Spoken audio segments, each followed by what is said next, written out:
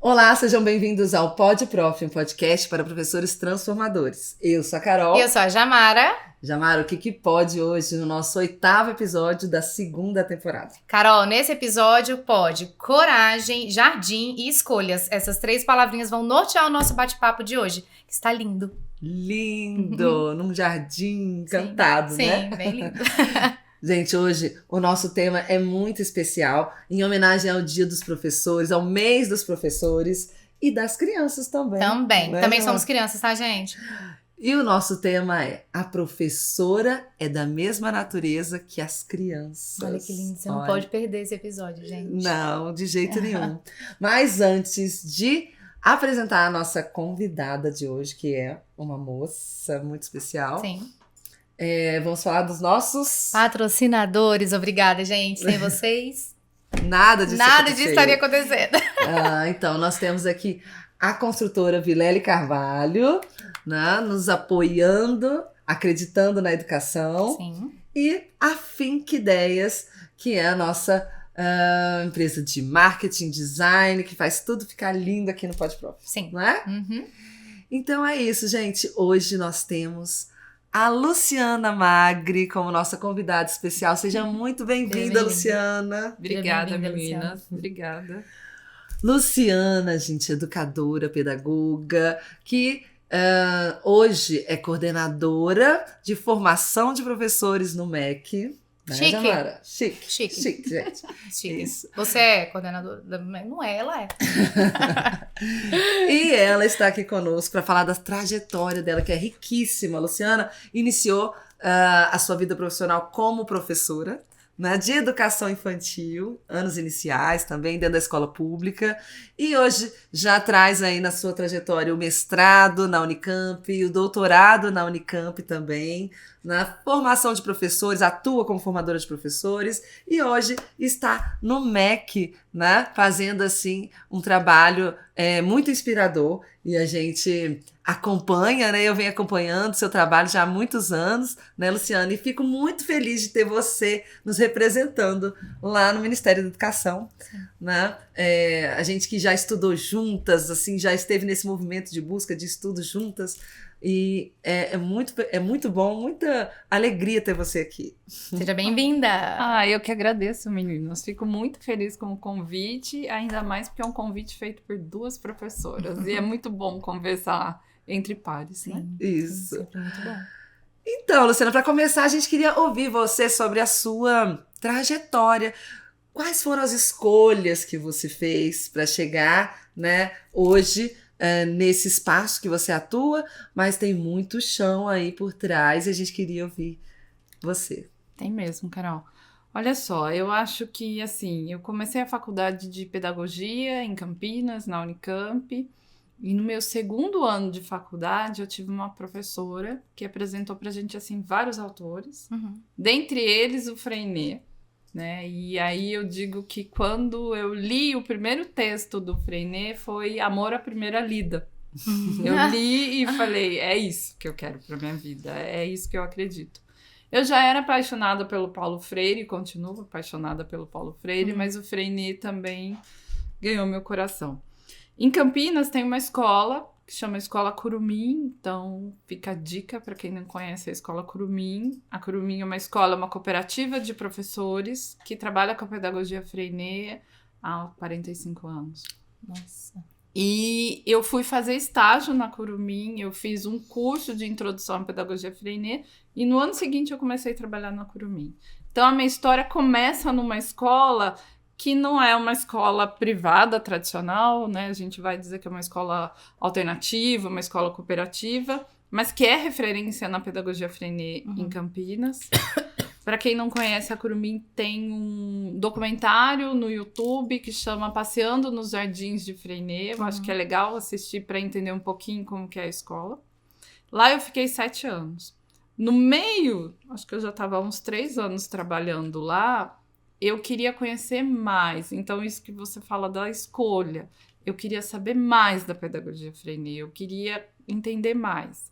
E a Curumim me ajudou a entrar em contato com os professores da pedagogia Freinet na França.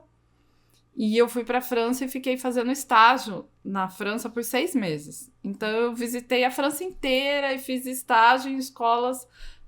escolas não, salas de aula de professores freinetianos pela França toda.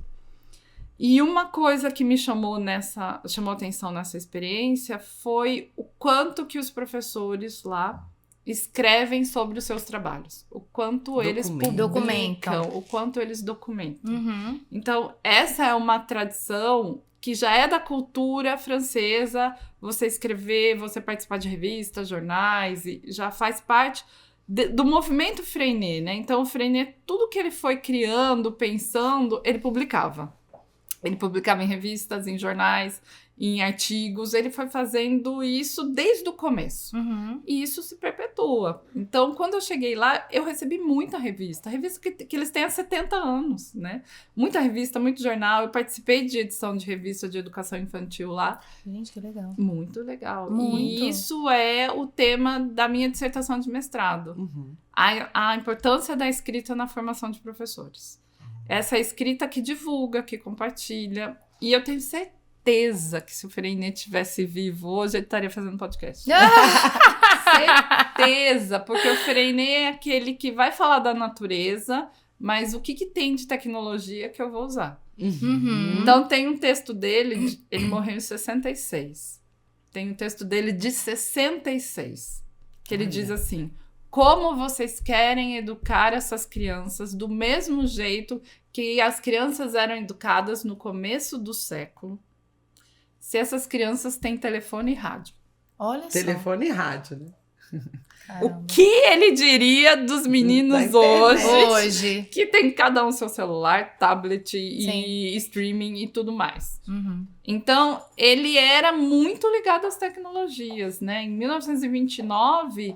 Ele dava para as crianças da turma dele, que eram multisseriados, então tinha menino de 5 a 14 anos na mesma turma, câmera de vídeo.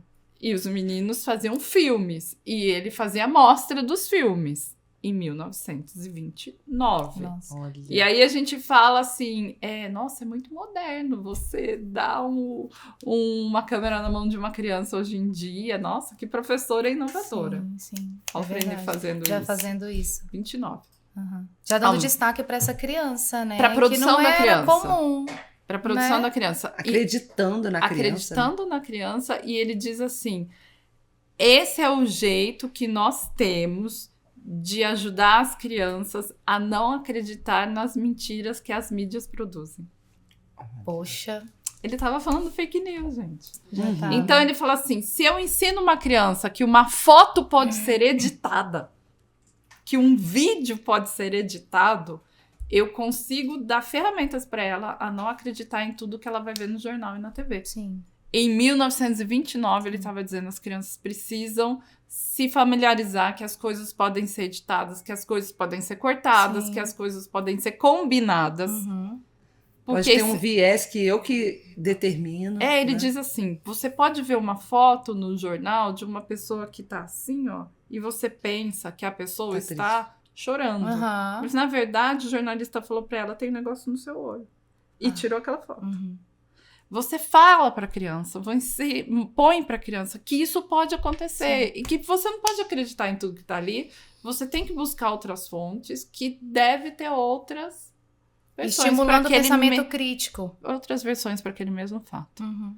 Em 29. Em 29. Incrível. Incrível. Então, ele é muito vanguardista em muitas coisas. Muito à frente do seu tempo. Muito né? à frente do seu tempo. E aí, o Freinet, em 29, também vai para um encontro, um seminário que teve dos professores do movimento Escola Novista. E ele diz que ele ficou assim, embasbacado, porque os materiais da Montessori estavam chegando para esse evento e eram vagões e vagões de trem dos materiais dela. E aí ele olha e fala, os materiais são lindos, isso daqui é incrível, mas a minha escola é no interior da França, escola pública, é uma sala, uma escola que não tem nem banheiro. como que eu vou usar um material desse? Uhum. Não tem como fazer isso. Uhum. Então, ele olha para o que a Montessori produz e fala assim, dá para eu adaptar com o material que eu tenho lá? Uhum. Dá para eu fazer um... Ele se diz o primo pobre da Montessori, sabe? Ele fala, a Montessori é uma escola linda, mas não é uma escola que vai atender a classe trabalhadora. O que eu consigo fazer na classe trabalhadora? E aí ele vai fazendo adaptações. Mas todas as adaptações que ele faz, ele nunca faz sozinho. Ele tenta uma estratégia que ele vê ali no movimento da escola moderna, movimento da escola moderna, não, da escola nova, com vários autores. Ele vai olhando e falando, isso é bacana, isso é legal, não sei o quê. E ele tenta com a turma dele. Mas ele tenta, escreve, olha, isso funcionou, isso não funcionou. E ele fez uma coisa muito legal. Ele pegou um caderno e falou, hoje nós fizemos uma aula passeio. Então, a gente saiu, andou em torno da escola, a gente foi no bosque que tinha aqui perto, a gente levou os meninos no riacho, os meninos viram o ferreiro trabalhando, os meninos viram o sapateiro trabalhando, não sei o quê. A gente voltou, foi para a sala e fizemos um texto na lousa do que a gente viu. Aí tinha menino que tinha 6 anos, tinha menino que tinha 14 anos, eles iam meditando e eu ia escrevendo. Eu achei essa experiência bacana. Ele registra e manda para um colega dele que está lá no norte da França e fala assim, eu fiz isso, tenta aí. Aí o colega tenta e registra. Registra e manda para o outro que está em outro lugar. E esse caderno levou 1 ano para voltar para ele, com registro de várias tentativas de professores. Nossa. Depois que isso é tentado em vários lugares, por várias turmas de diferentes faixas etárias, eles se reuniam e falavam, isso funciona, isso dá certo, isso é legal, esse vai ser um instrumento da nossa pedagogia. Eles não estavam nem pensando em fazer uma pedagogia, mas assim, vai ser um instrumento da nossa turma. E assim eles foram criando instrumento, criando e também vendo da Montessori, vendo do Claparède, vendo do Cousinet, vendo do movimento escotista, ele foi para a Rússia e viu o que na escola na Rússia estava sendo feito a partir de Pistrak, Makarenko, o que o mundo estava fazendo de mais moderno na educação, ele, quem sabe, vou tentar lá. E fazia, e mandava para os colegas. E os colegas falavam, dá certo, não dá certo, e publicava. E assim foi sendo construído isso que a gente chama de instrumentos da pedagogia Freinet. Que se você olhar hoje, eles são conhecidos na educação. Então, tipo, roda de conversa. Sim. Todo mundo faz roda de conversa e nem sabe que isso começou ali com ele. Todo mundo faz roda de conversa. Aula passeio, estudo de campo, visita, saída da escola, cada um tem um nome, mas começa ali. Fazer o registro do que vocês viram.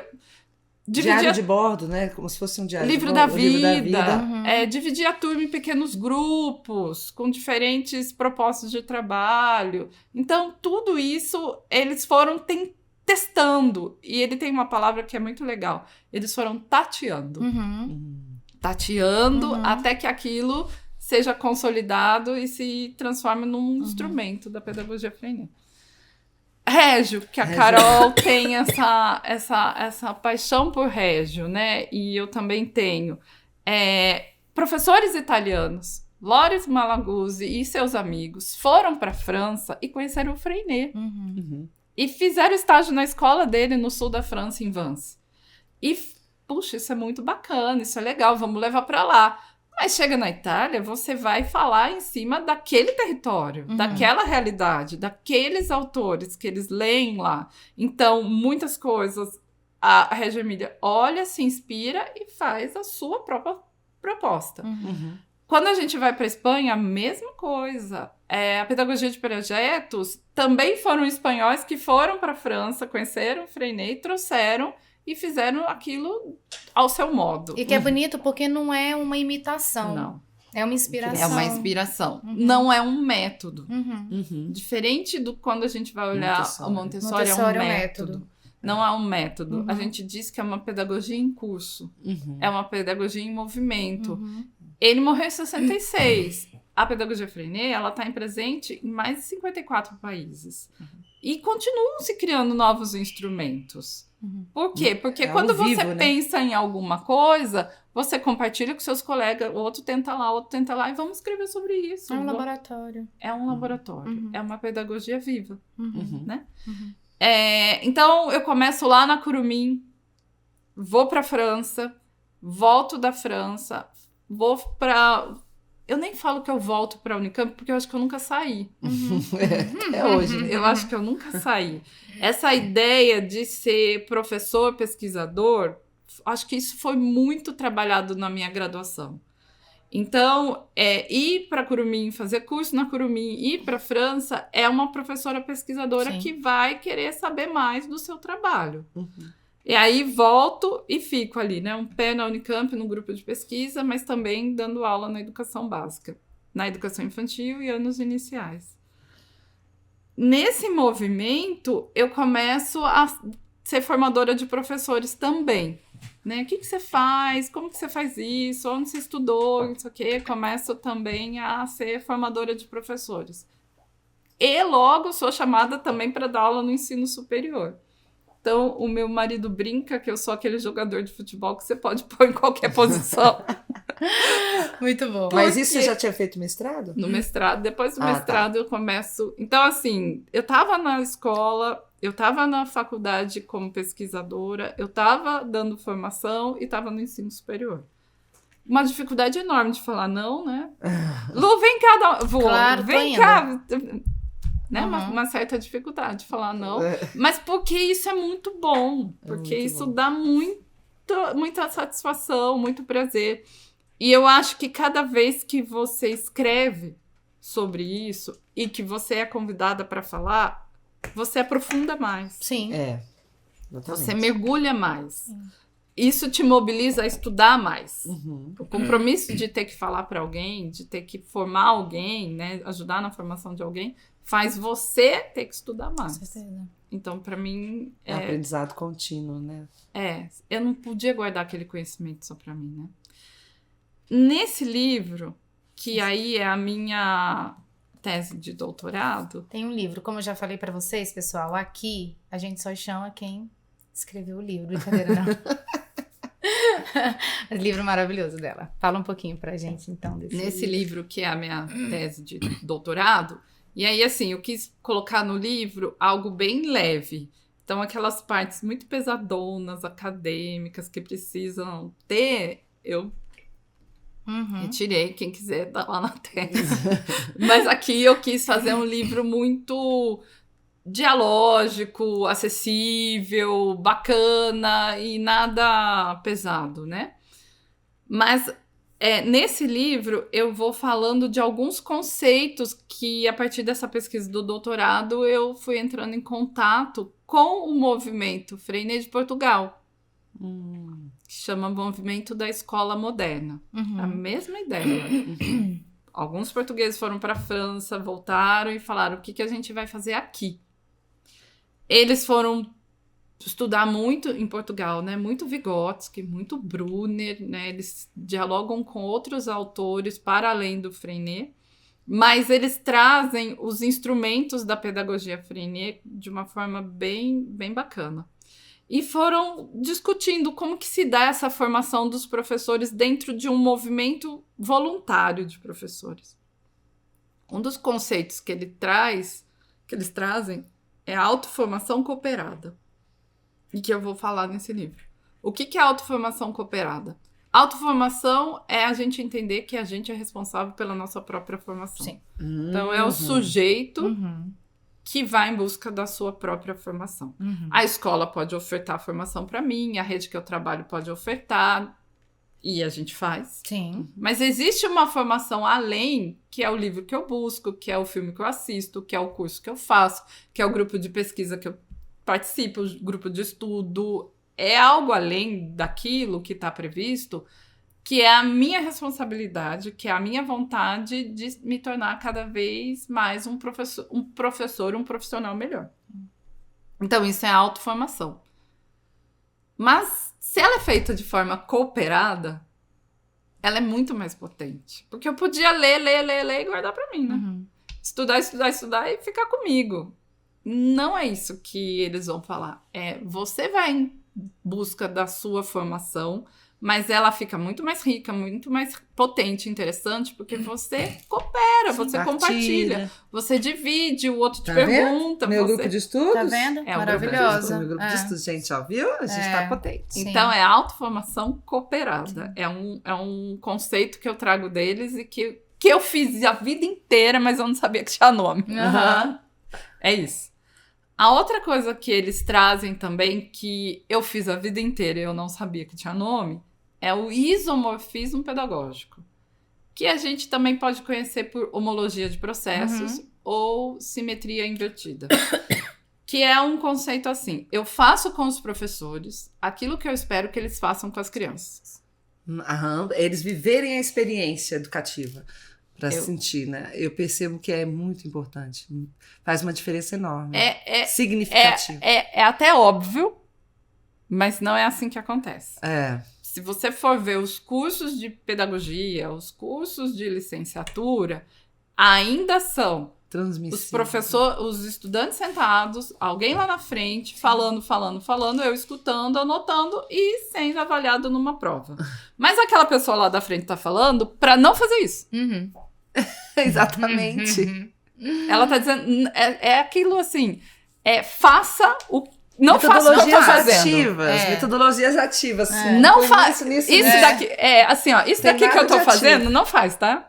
Chega lá, então você fica 4 anos num curso de graduação, 5 anos, passando por uma experiência que não é pra você fazer. Sim. Mas o seu corpo não sabe fazer outra coisa. Porque ele ficou na escola com essa forma e na graduação também. É difícil romper. Muito difícil. Aí, quando você chega na sala de aula, no seu trabalho, o que você faz? Você não consegue oferecer aquilo que você não tem. Você volta para a sua trajetória escolar e você reproduz tudo aquilo que você passou 5 anos xingando, que você falou que não ia fazer. Sim. Então, o que eu colocava sempre quando eu estava dando aula na graduação, ou na pós-graduação, ou na formação continuada, os professores precisam viver o que a gente acredita que deva acontecer com as crianças. Então, eu acho importante ter roda de conversa, então vamos fazer roda de conversa. Eu acho importante trabalhar em pequenos grupos, então vamos trabalhar em pequenos grupos. Eu acho importante ter livro da vida, então vamos fazer livro da vida. Tudo. E aí, na graduação, com diversos cursos, pós-graduação, você queria formar professores freinet-anos? Não, não queria. Porque ser freinet-ano é uma escolha. Não é que você vai forçar alguém a ser. Eu não ia doutrinar ninguém, converter ninguém, pregar para ninguém. Mas eu queria formar professores democráticos. Eu queria poder de escolha. Formar professores que sabem ouvir. Formar professores que valorizam a fala da criança. Mas para ele valorizar a fala da criança, eu primeiro tinha que valorizar a fala dele, para ele entender como isso é bom. Entendeu? Aí esse conceito da homologia de processo, que eu acho que é o mais conhecido, mas que em Portugal é isomorfismo pedagógico, eu fiz isso a vida inteira. Eu trabalhei com essa lógica a vida inteira. Depois que, 20 anos depois, eu fui ver que já tinha... Você trabalhava nas formações de professores dessa nas forma? Nas formações de professores, na graduação e no ensino e na pós-graduação. Então, assim, na pós-graduação, em psicopedagogia, que eu fui professora há muitos anos, eu fazia ateliês. Mas, Luciana, você está falando de outra coisa. Não, mas a gente vai trabalhar em ateliês aqui. É assim que eu acredito. A gente vai fazer roda de conversa, a gente vai fazer livro da vida, sem querer converter ninguém. Mas querendo trazer para eles um outro jeito de organizar a sala de aula, de organizar a dinâmica, aquilo que Regi fala do espaço como educador. Totalmente. Né? E tem essa questão de viver a experiência, né? Como Dewey traz, né? Que são essas inspirações todas. Isso. Né? Ele ama Dewey. Então, tá tudo interligado. Por isso que você fala de Régio também é uma experiência viva, né? E composta de todas essas inspirações de estudiosos, né? Que movimentam esse olhar aí para essa escuta da criança, isso. né? A livre expressão da criança. A historicidade, a bagagem que ela traz também, Sim. que é muito importante, né? Você valorizar aquilo que ele traz de fora. Também. Então, a livre expressão da criança, mas a livre expressão do adulto, a livre expressão do adolescente. De todo mundo, De todo né? mundo. Até dentro do ensino superior a gente conversava sobre isso. Com Né, certeza. Luciana? Não é algo que é específico para um segmento. Não. A gente pensar em educação, no geral, né? Porque as pessoas dentro do ensino superior, aprendendo de forma passiva, isso não vai... Ela vai continuar sendo passiva. Ela vai continuar. Né? Então, é uma reflexão para educadores em geral. Sim. Né? Então, essa sua contribuição, com certeza, é muito importante hoje, nos dias atuais, né, que a gente vive hoje. E a gente queria saber também um pouco, depois de tudo isso, né, imagino que você sente que faz aí uma divulgação desse trabalho, mas hoje você atua dentro do Ministério da Educação. Né? Então, como que... Eu penso assim, se você enxerga oportunidade de trazer isso para o nosso país, Sim. né? De que forma que isso... Você é uma professora, né, de educação infantil, de uma escola pública, iniciando, hoje está dentro do Ministério da Educação, podendo trazer isso para o Brasil. Né? Isso tem um canal, uma forma disso fazer uma transformação real na nossa comunidade? Do mesmo jeito que eu acho que a pedagogia Freire é uma pedagogia em curso, eu acho que o que eu estou fazendo é em curso mesmo. Eu não planejei chegar no Ministério da Educação. Eu cheguei. Eu fui convidada, mas não foi assim, eu estou fazendo isso para... Não foi, de jeito nenhum. Eu fui convidada. E aí, você vai tendo alguns choques de realidade. Quando você está na educação básica, você fala assim, o dia que eu tiver no MEC, eu vou fazer uma lei. Aí você descobre que não, você não faz lei, porque quem faz lei é o Congresso. Já começa... Começa daí, você não faz lei nenhuma. A outra o dia que eu tiver no MEC, as escolas vão. As escolas nada, vão. Porque você não tem rede. Então, as redes estaduais são do Estado. As redes municipais são dos municípios. E as privadas são das privadas. O MEC não tem rede nenhuma. O MEC não tem escola nenhuma. Então, esse poder de eu faço aqui e chega lá, não é isso. Eu converso com as redes. E as redes têm autonomia. Porque nós vivemos numa democracia, numa república, eles têm autonomia para dizer, quero, não quero. Para escolher. Faço ou não faço. Graças a Deus vivemos numa democracia. Numa ditadura isso não seria possível, mas numa democracia é assim que funciona. Então, eu levo para as redes um diálogo, e eu acho que a pedagogia Freire me ajudou a dialogar, e uma escuta de o que vocês estão vivendo, o que vocês estão precisando, qual é a realidade de vocês. Veja, a gente fala com 5.680 municípios. É muito diverso, muito, né? É muito. O que você vai falar com o Sudeste, você não vai falar com o Norte, que você não fala com o Nordeste, que você não fala com o Sul. Então, você tem que ter um ouvido para cada território. Então, eu acho que o diálogo, a escuta, a partir do que eles trazem, dos interesses e das demandas deles, não pode ser nada imposto, tem que ser dialogado realmente. E eu acho que uma coisa que eu tenho falado com as redes é sobre formação, qual é a arquitetura da sua formação. Então, assim, a gente vê redes municipais e estaduais também, entendendo que a formação de professores são eventos. Eu ia falar sobre isso. Colocam uma palestra aqui, traz um encontro aqui, né? Às vezes que não tem um processo de continuidade também. Uma A ligação formação continuada, descontinuada. Não tem uma não tem ligação um entre um e aprofundamento. outro, né? Ai, surgiu ali uma nova tecnologia, vamos botar na escola, chama alguém para formar os professores. É isso. Então, assim, as redes precisam cumprir uma carga horária, isso já é lei, cumprir uma carga horária anual, garantir uma carga horária anual de formação dos seus professores e profissionais da educação, professor, diretor, coordenador, equipes técnicas. E algumas, vou dizer algumas, muitas, como que ela vai dar conta dessa carga horária? Ela faz 3 eventos. Um evento, uma semana pedagógica em janeiro, antes de começar a aula das crianças. Uma lá no meio do ano e uma no final do ano. Se você contar a carga horária que deu, 90 horas. Cumpriu. Aí minha equipe falando, não cumpriu. Não cumpriu, porque não é isso que forma. Então, quem trabalha comigo sempre ouve eu falar, evento não é formação. Evento informa, evento sensibiliza, evento motiva, mas evento não transforma. Ouvir com todo respeito, Karnal, Cortella e que seja lá quem for, é muito bacana. Me motiva, me inspira, mas não faz eu mudar minha prática de sala de aula. Não faz. Eu, como professora, tenho certeza que não faz. E vocês também.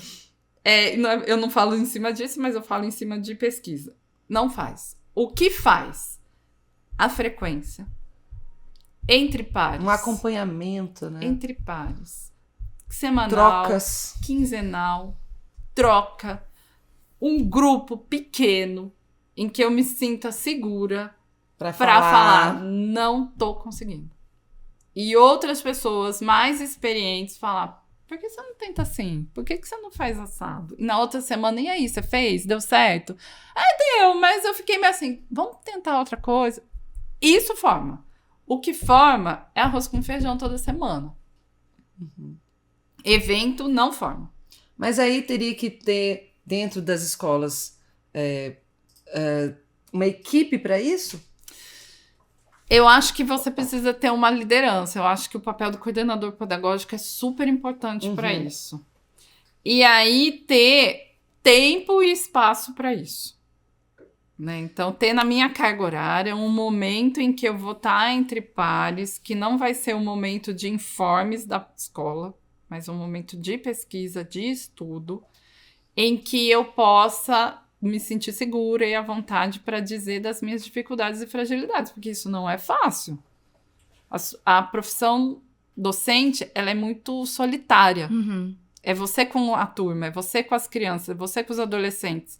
E é difícil você dizer, não sei. Tô com dificuldade. Você tem que estar muito segura para fazer isso. É isso que vai mudar a minha prática. É isso que faz eu ser uma professora melhor. É olhar para o que está dando certo, tentar outras estratégias, porque outros professores mais experientes tentaram já e me ajudaram e seguraram na minha mão e eu fui lá e tentei e deu certo e no outro dia deu errado e eu vou de novo e eu escrevo sobre isso e eu documento isso e eu vou ler sobre isso. É isso que forma. Então eu tenho... Quem trabalha comigo já fala, o mantra da Luciana, evento não é formação. Não é. E essa formação continuada, que acontece dentro da escola, que acontece dentro da minha jornada de trabalho, está previsto na minha carga horária, um horário, um espaço para eu estar entre pares, ela muda a minha prática. Ela transforma e ela é barata. Ela é barata. Eu não preciso contratar para pessoa extraordinária para vir aqui. Um auditório para 1.000 pessoas. Não. Ela é barata. Porque as trocas, elas já vão trazer tudo que você precisa, né? É legal, de vez em quando, ouvir o Cortella. Isso é bacana. Mas não é isso. Então, assim, ao longo da minha trajetória, eu fui melhorando como professora porque eu tive isso na Curumim. Depois, quando eu fui para a prefeitura de Campinas, eu tive um grupo de amigas que a gente se reunia toda semana para chorar as pitangas, para uma falar para outra, bora que dá certo, vamos lá, não sei o quê. Eu sempre tive isso. O que é isso? É uma comunidade de prática. Uma comunidade. Então, são esses conceitos que eu vou trazer no livro. isomorfismo pedagógico, autoformação cooperada e comunidade prática. Uhum. Às vezes você não encontra um espaço como esse na sua própria escola.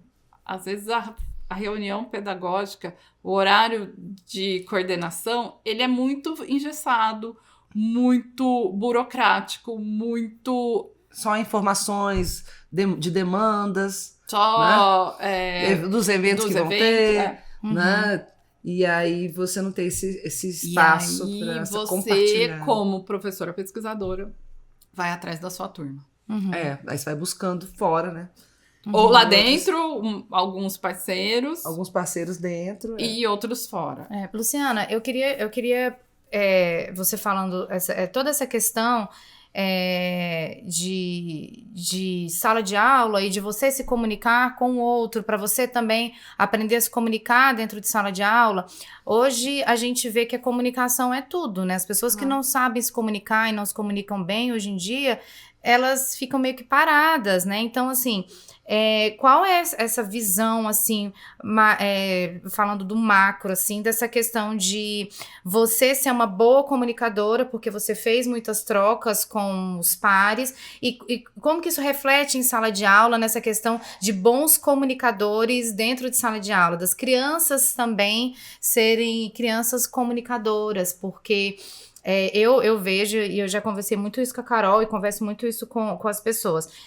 Quando a gente se comunica, a gente amplia muito o nosso repertório de tudo. E não só profissional, né? Porque quando a gente fala de sala de aula, a gente está falando de crianças que estão em processo de formação, de aprendizagem, né? Então, quando você é um professor que se comunica bem, porque você fez trocas ali atrás, dentro de sala de aula você vai poder oferecer também essas trocas e esse momento para que as crianças se comuniquem. E aí, quando elas vão se comunicando, eu acredito que elas vão se conectando também dentro de sala, né?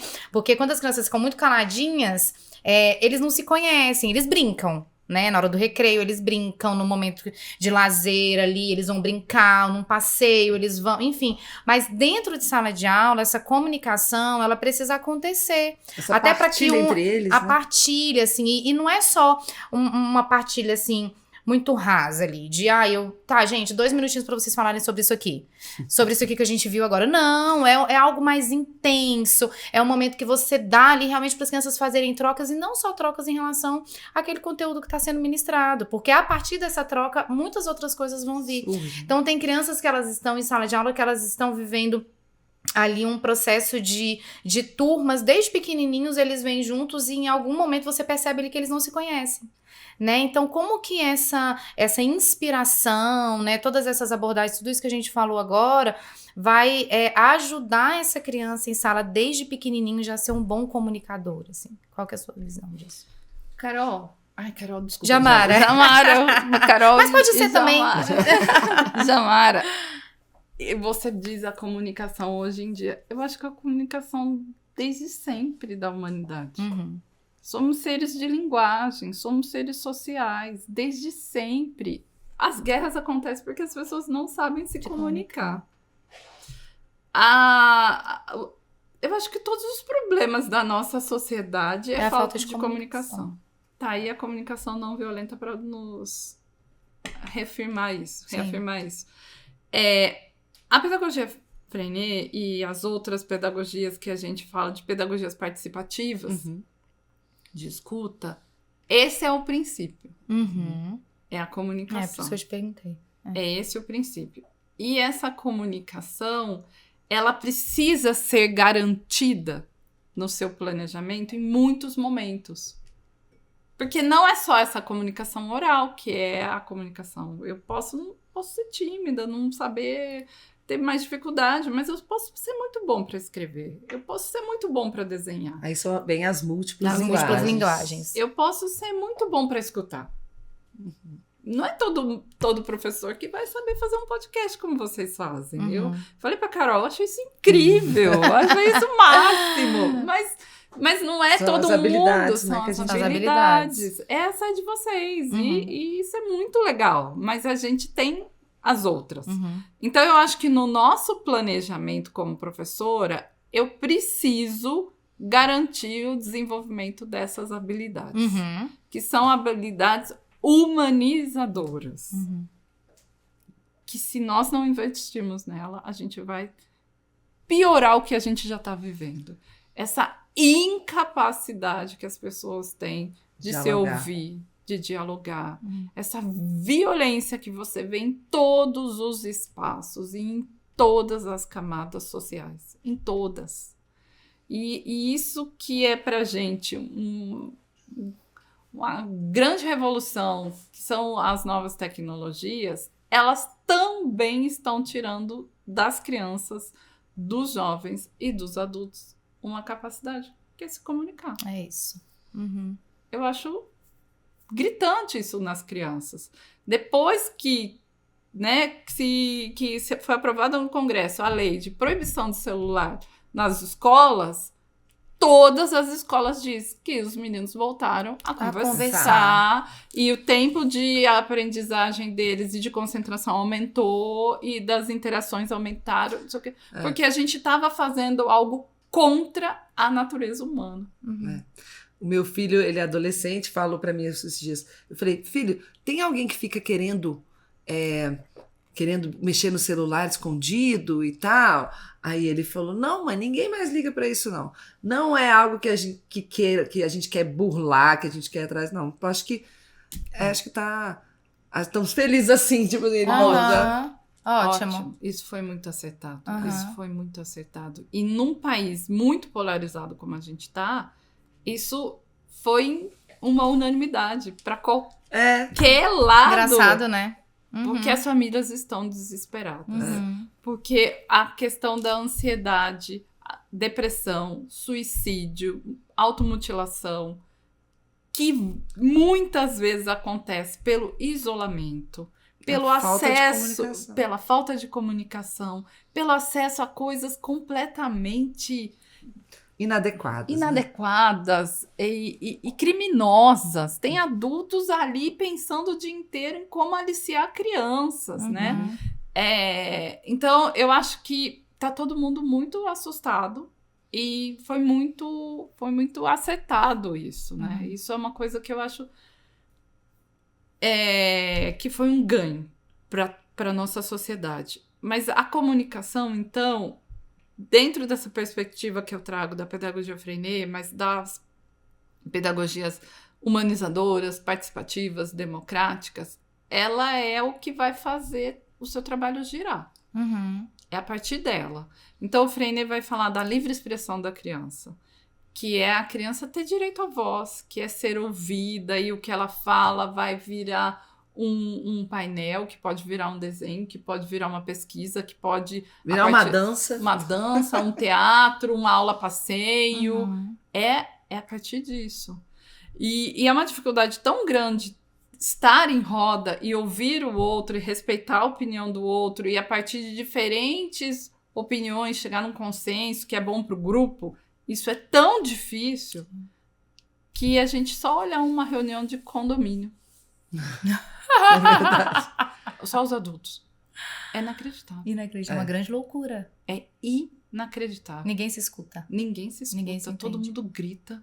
Quer dar a sua opinião. Quer fazer valer a sua opinião. Só a minha garagem, só a minha vida, só o meu apartamento, eu acredito que essas pessoas não tiveram roda de conversa desde a educação infantil até... Era isso que eu ia falar. Porque a maioria.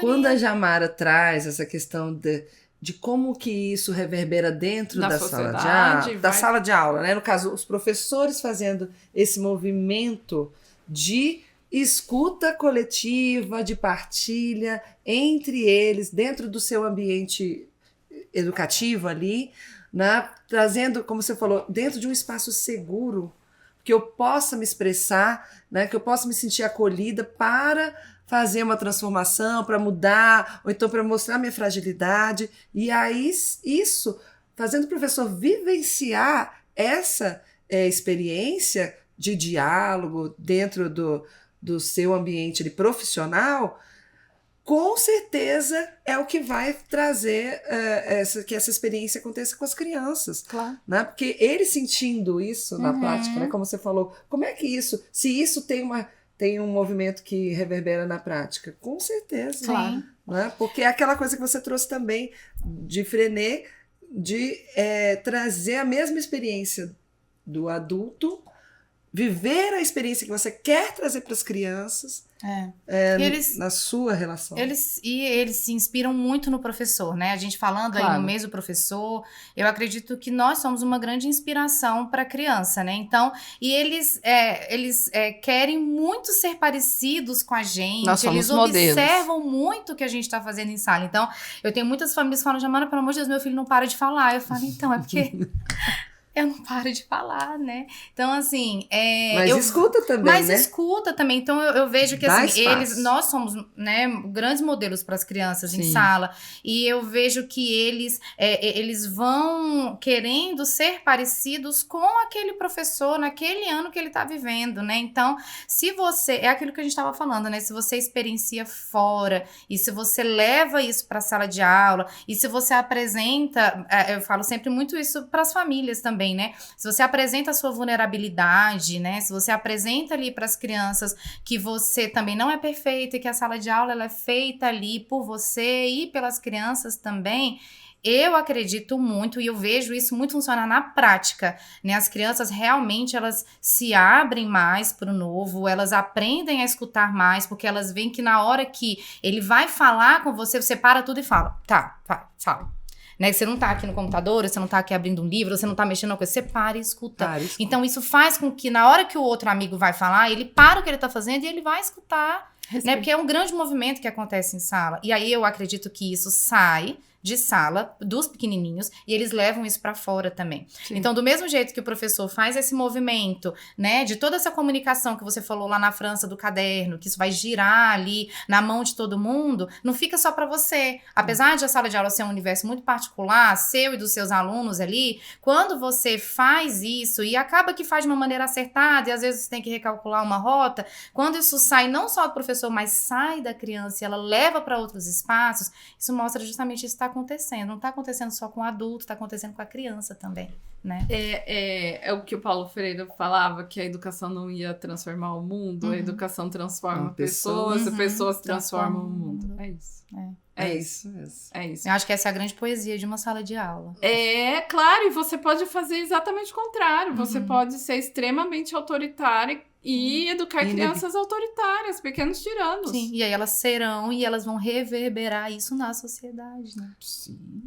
E a gente também tem um papel, muitas vezes, de alertar e trazer essa vivência para as famílias também, né? Porque a gente vê muito isso também, as crianças sem saber escutar, né? Você falou que quando a professora é chamada, né? A criança quer atenção e você se atende aquela atenção, se doa ali naquele momento de uma forma assim presente, né? A gente pensa muitas vezes dentro de casa se essa criança está sendo ouvida, porque às vezes ela também não consegue ouvir os outros porque ela não tem esse espaço de escuta, né? Ou então tem a tecnologia, né? Que o pai, o que você quer falar? Aí tá lá mexendo no celular, em outra coisa, e não tem essa postura de escuta. E isso a gente tem percebido muito no nosso dia a dia. E fazendo esse movimento entre professores, entre os pares, a gente exercitar e se fortalecer para trazer isso. Para você fazer isso em sala de aula, porque é aquilo que eu falei no início, né? Você não oferece aquilo que você não tem. Como é que você vai oferecer uma escuta atenta se você não foi ouvido fora de sala de aula, né? E às vezes o professor também não foi ouvido. Não foi. Né? E aí que eu queria chegar no seu título do seu livro. Gente, olha aqui. O livro da Luciana traz o título A Professora é a mesma da natureza que as crianças. Né? É da mesma natureza que as crianças. A professora é da mesma natureza que as crianças. E chama muita atenção esse título, Luciana. E que relação esse título tem com a formação de professores? O que você quis trazer, né, sobre essa natureza da criança que está dentro de cada professor?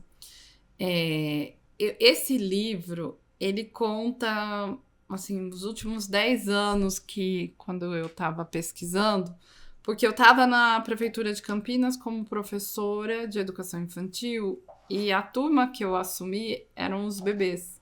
Então eu assumi uma turma de bebês. de 4 meses a 1 ano e meio. Mas eu também estava dando formação de professores, eu também estava na universidade, estava com essa dificuldade de falar não mesmo. Né? E nesse meu tateio de será que dá para eu fazer com os adultos o que eu já faço com as crianças no ensino superior, na pós-graduação e na formação continuada? Será que dá? Eu fui fazendo ajustes, porque também não significa que eu vou infantilizar os adultos, né? Não, Sim. Eu fui fazendo ajustes, pegando esses instrumentos que eu fazia com as crianças para tentar fazer com os adultos. Será que dá? E fui tateando isso. E claro que eu não fiz sozinha, eu tenho um monte de amiga que fazia, experiências que eu fui pesquisando em vários lugares do mundo, de pessoas que também já estavam nesse tateio. Mas daí eu pensei, será que dá para fazer com os bebês? Será que eu consigo fazer roda de conversa com os bebês? Será que eu consigo fazer livro da vida com os bebês? Será que eu consigo fazer ateliês com os bebês?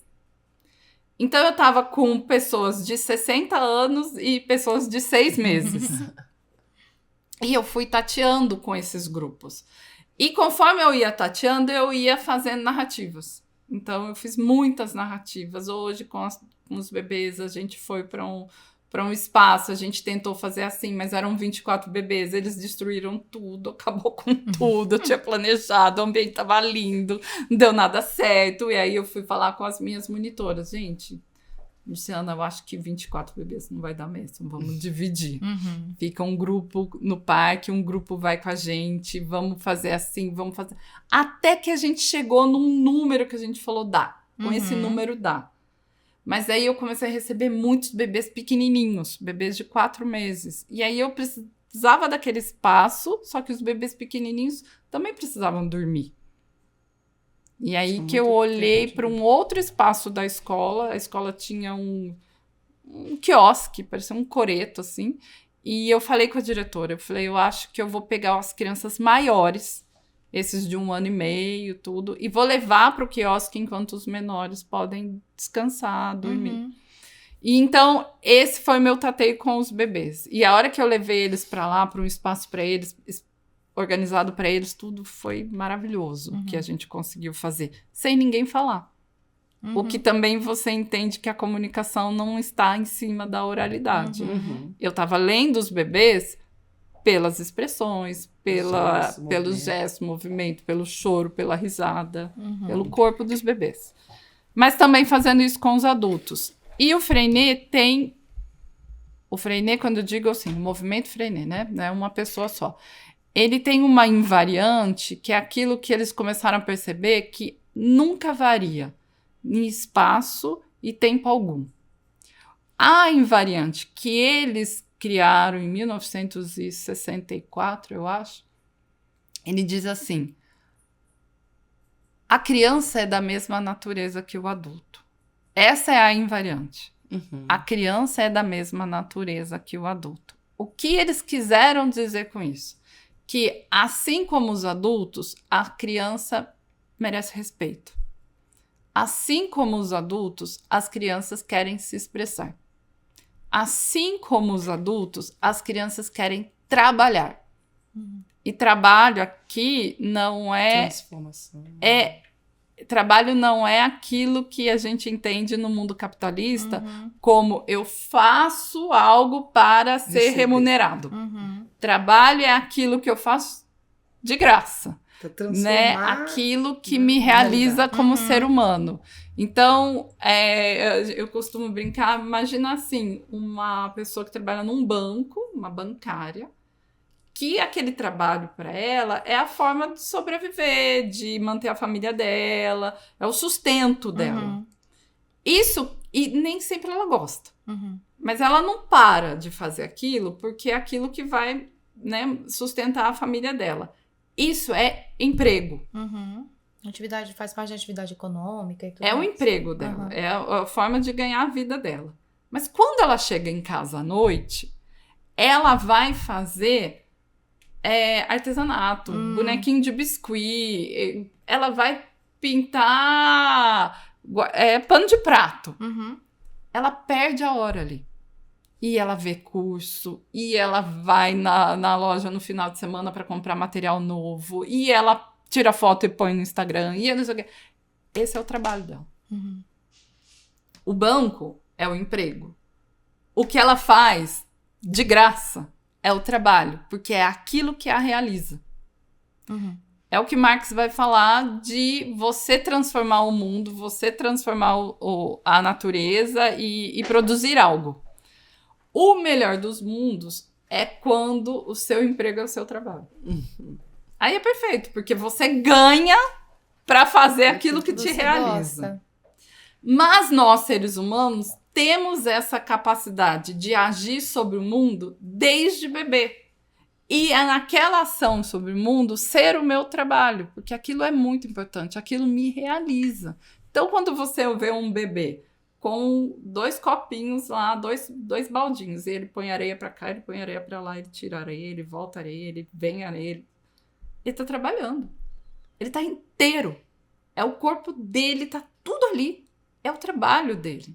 Então, quando o Freinet fala que a criança se realiza com o trabalho, é esse trabalho. Uhum.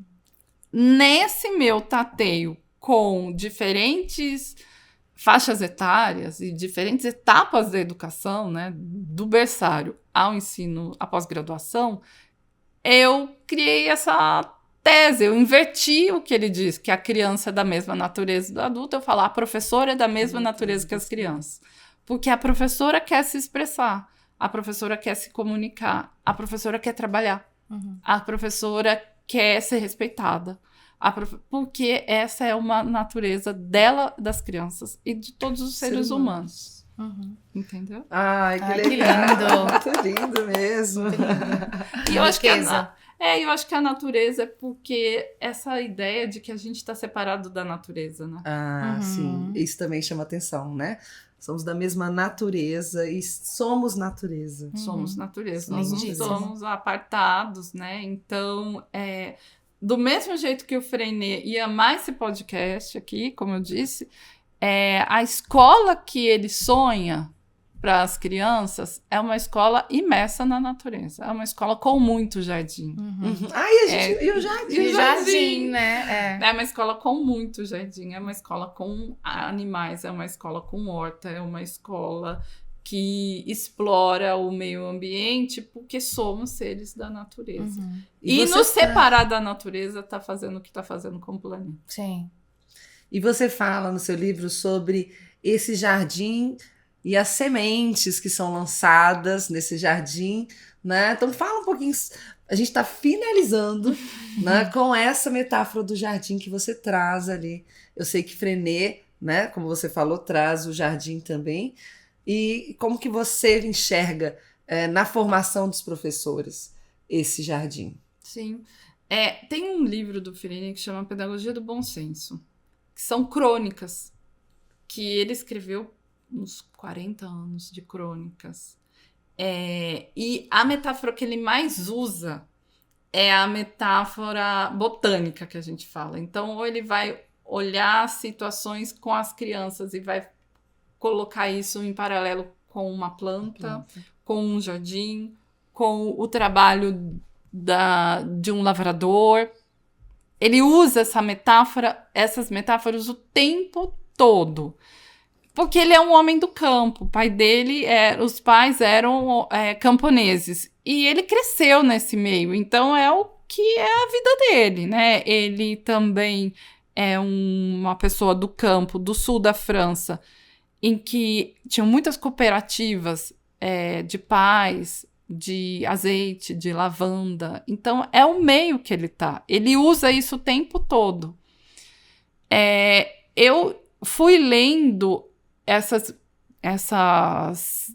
crônicas e fui tentando trazer para uma vida urbana também, porque eu não tô no campo. Uhum. Eu tô numa cidade grande, em Campinas eu tava numa cidade grande, as minhas crianças, muitas delas moravam em apartamentos e saíam de um apartamento, pegavam um elevador e saíam de um elevador, iam para dentro de um carro, chegavam na escola e estavam dentro de outra caixa. Então, são crianças encaixadas, né?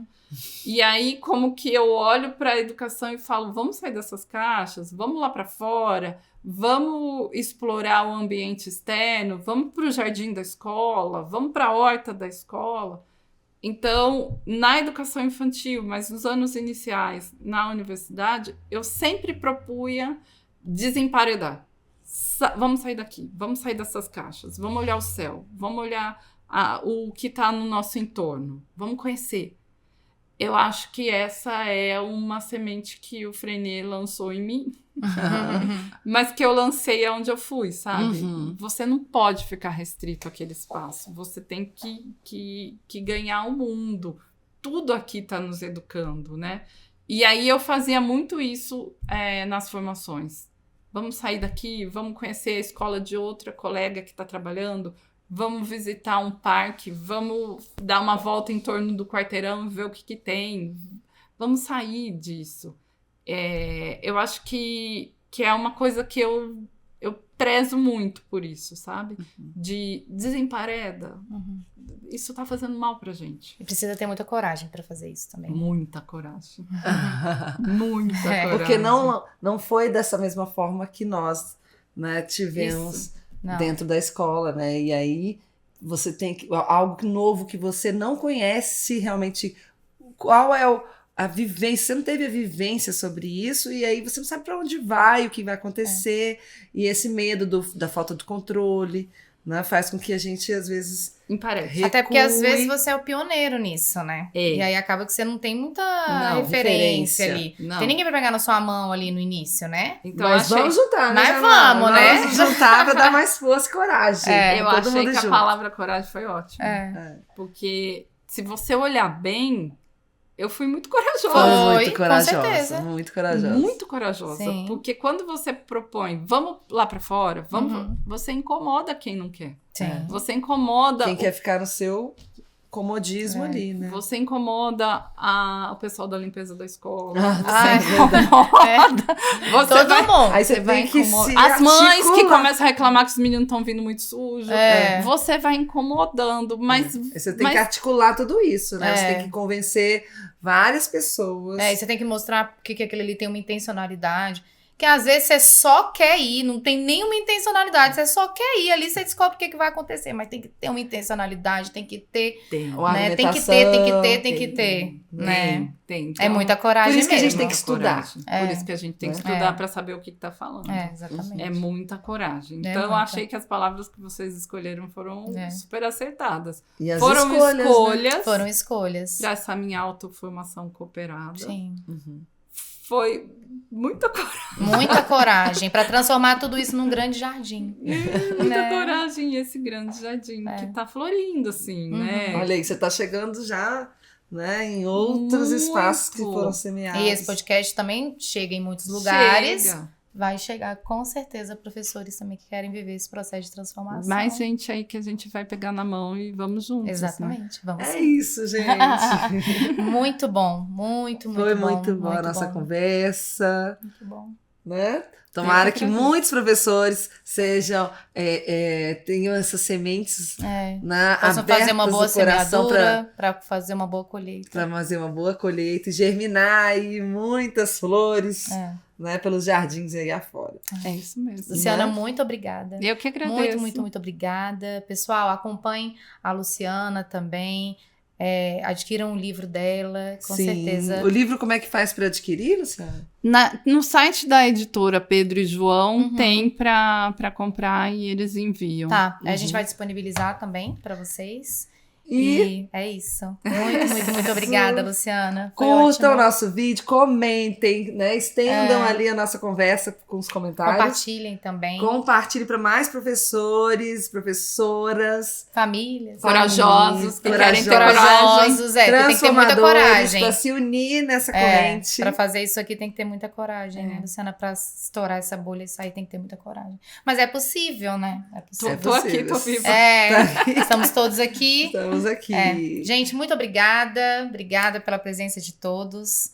Né? Curta, compartilhe, comente. Traga suas contribuições pra gente também. Até o próximo episódio. Até. Obrigada. Tchau, Tchau. gente.